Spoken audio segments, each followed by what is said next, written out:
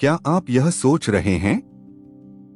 क्या वे इसलिए चले गए क्योंकि मैं काफी अच्छा नहीं था? या आप खुद को दोष दे रहे हैं, शायद हमारा प्यार यहीं तक के लिए था? यूनी खिड़की के बाहर देखती है, एक गहरी आह भरती है, जबकि दुनिया रुकी हुई सी लगती है। मैं, जो कल तक खास थी, आज दुनिया की सबसे बोरिंग इंसान कैसे बन गई? निष्कर्ष यह है, यह आपकी गलती नहीं है, न ही साथी का व्यक्तित्व खराब है। यह मानव मस्तिष्क के डिजाइन के कारण होने वाली एक स्वाभाविक घटना है। आज यूनी के जीवन से हम समझेंगे कि हम इतनी जल्दी क्यों ऊब जाते हैं। हम कूलिज इफेक्ट के बारे में गहरी बात शुरू कर रहे हैं, मस्तिष्क का रहस्य। हाल ही में यूनी ने प्रेमी के साथ रिश्ते में दूरी का ठंडा एहसास महसूस किया। पहली मुलाकात याद है? वह क्षण जब यूनी और प्रेमी की आंखें पहली बार मिली थीं।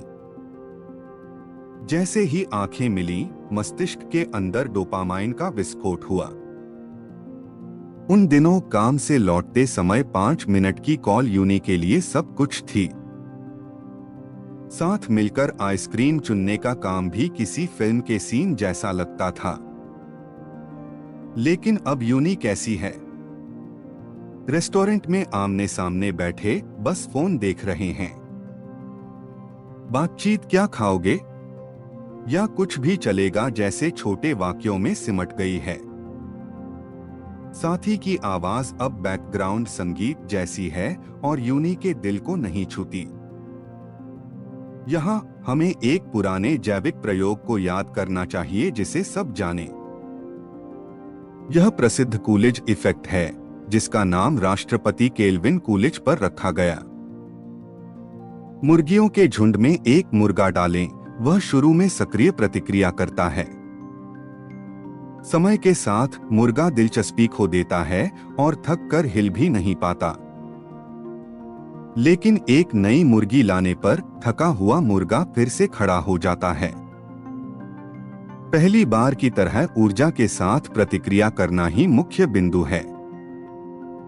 आश्चर्य है कि मानव मस्तिष्क इस प्रयोग के मुर्गे से बहुत अलग नहीं है। मस्तिष्क में एक फिल्टर होता है जो परिचित उत्तेजनाओं पर डोपामाइन नहीं छोड़ता। यूनी के कामकाजी जीवन में भी यह घटना बिल्कुल उसी तरह दोहराई जाती है। उस समय को याद करें जब यूनी उस प्रोजेक्ट टीम में शामिल हुई जिसे वह चाहती थी। पहले दिन यूनी जल्दी उठी और तैयार हुई, वह धड़कते दिल को छिपा नहीं सकी। उत्साही यूनी मैनेजर और साथियों की प्रशंसा मात्र से ही खुश हो जाती थी। 6 महीने बाद वरिष्ठ की सलाह अब कष्टप्रद टोका-टोकी बन गई है। जूनियर के सवाल भी अब यूनी को एक और थका देने वाले काम जैसे लगते हैं। लक्ष्य अभी भी मूल्यवान है, लेकिन यूनी का मस्तिष्क इस वातावरण का आदी हो चुका है। जहां नई उत्तेजनाएं गायब हैं, वहां बोरियत की काली छाया जम गई है। यह घटना डेटिंग में भी उसी डरावने तंत्र के साथ परेशान करती है। यूनी ने हमेशा अपना उत्तम पक्ष दिखाने के लिए प्रेमी के लिए कड़ी मेहनत की। समय के साथ वे एक दूसरे के बारे में सब कुछ जानने वाला जोड़ा बन गए। उन्होंने पसंद का खाना और गुस्सा होने पर बनने वाला चेहरा जान लिया। यहाँ तक कि साथी की मामूली सोने की आदतें भी बहुत परिचित हो गई हैं। विरोधाभासी रूप से यह चाही गई स्थिरता डोपामाइन के लिए जहर बन जाती है। डोपामाइन केवल अप्रत्याशित पुरस्कारों पर ही कड़ी प्रतिक्रिया देता है। साथी यूनी से ऊब नहीं गया, मस्तिष्क ने उसकी भविष्यवाणी पर प्रतिक्रिया बंद कर दी। अब संकट का चरम क्षण धीरे धीरे यूनी के करीब आ रहा है। मान लीजिए कि यूनी का साथी किसी क्लब में मिले अजनबी के लिए उत्साह महसूस करता है। यह जानने पर यूनी विश्वासघात और दुख से भर जाएगी, नींद उड़ जाएगी। शांति से विश्लेषण करें, वह उत्साह अजनबी के बेहतर होने से नहीं होता। यह केवल उसी चीज का प्रकटीकरण है जिसे विज्ञान नई मुर्गी प्रभाव कहता है। साथी का मस्तिष्क नई जानकारी के जवाब में डोपामाइन बाहर निकाल रहा है। इस क्षणिक उत्तेजना को सच्चा प्यार समझना रिश्तों को त्रासदी में बदलता है। तो क्या हम इस जैविक प्रवृत्ति के सामने लाचार होकर टूटने को मजबूर हैं? बिल्कुल नहीं। अब से योनि मस्तिष्क को धोखा देने के लिए तकनीकी सीखती है। कूलिज इफेक्ट पर काबू पाने की कुंजी साथी नहीं, व्यवहार बदलना है। यह परिचित व्यक्ति से मस्तिष्क को अजनबी खुशबू महसूस कराने की रणनीति है। योनि ने आज इस रिश्ते को बोरियत में उपेक्षित नहीं छोड़ने का फैसला किया है। पहले कदम के रूप में योनि साझा भय प्रशिक्षण शुरू करने का फैसला करती है। योनि हर दिन वाले कैफे के बजाय एक नई कठिन गतिविधि चुनती है। बंजी जंपिंग करना या डरावनी फिल्म देखना भी बहुत अच्छा है। सांस फूलने तक पहाड़ी पर चढ़ना भी एक उत्कृष्ट तरीका है। दिमाग शारीरिक धड़कन को दूसरे के कारण होने वाले उत्साह के रूप में समझ लेता है। मनोविज्ञान इसे भावनात्मक हस्तांतरण कहता है, जो रिश्ता सुधारने में उपयोगी है। पहाड़ी पर चढ़ते समय हांफने पर मस्तिष्क एक जाल में गिर जाता है। मस्तिष्क अंतर नहीं कर पाता कि धड़कन कसरत से है या प्रेमी के जुनून से।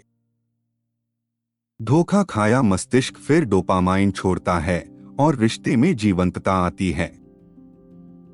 दूसरा कदम अपने भीतर के अजनबी व्यक्तित्व को खोजना और प्रदर्शित करना है।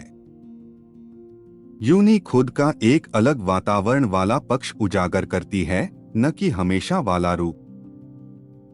प्रेमी को काम में डूबा हुआ योनि का पेशेवर पक्ष देखने देने का यह एक तरीका है। नए शैली के कपड़े पहनना और अपरिचित जगह पर मिलना भी प्रभावी है।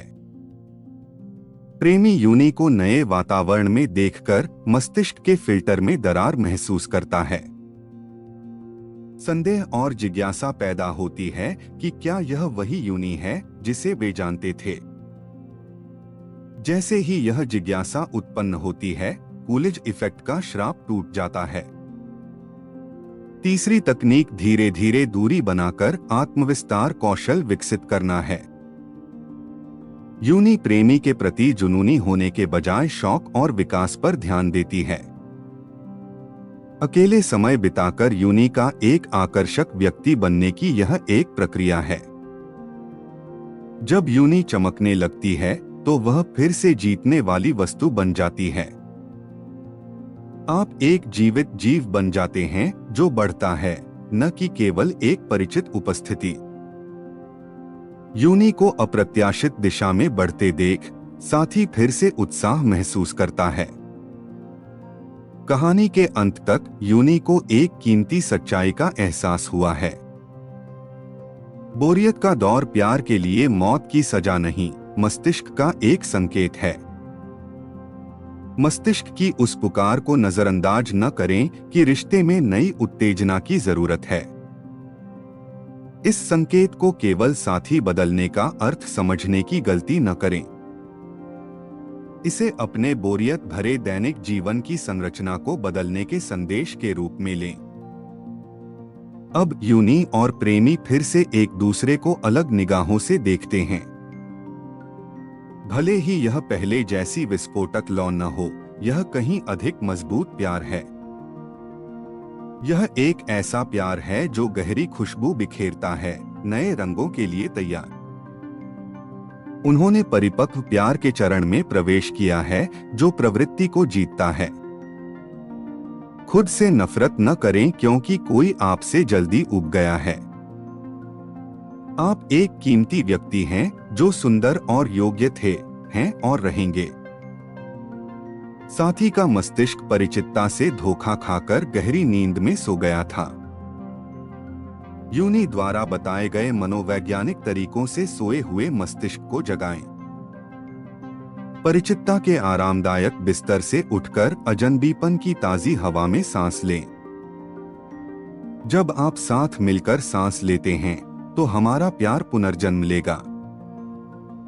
यूनी और मैं समर्थन करेंगे ताकि आपका ठंडा प्यार फिर जुनून के साथ जल सके। अंत में यूनी के 3 मनोवैज्ञानिक तरीकों का सारांश यहाँ है। पहला, खुद को अज्ञात वातावरण में उजागर करें। हर हफ्ते नई जगह जाएं। नई गतिविधियों से मिलने वाला तनाव मस्तिष्क के डोपामाइन को ताज़ा करता है। दूसरा, सामाजिक भूमिकाओं को देखने के अवसर बनाएं। अलग पक्ष दिखाएं। दोस्तों के साथ मीटिंग या काम दिखाकर साथी को नई जानकारी दें। साथी का वह पेशेवर पक्ष जिसे मैं नहीं जानता था, मस्तिष्क को झटका देता है। तीसरा, अप्रत्याशित पुरस्कार दें। संपर्क और मुलाकातों के पैटर्न को तोड़ें। अचानक दिए गए सरप्राइज गिफ्ट या संदेश बहुत बड़ा प्रभाव डालते हैं। ये छोटे बदलाव मस्तिष्क को फिर से साथी पर ध्यान केंद्रित करने को उकसाते हैं। अभी शुरू करें। यूनी के साथ आपका रिश्ता फिर उत्साह से भर सकता है।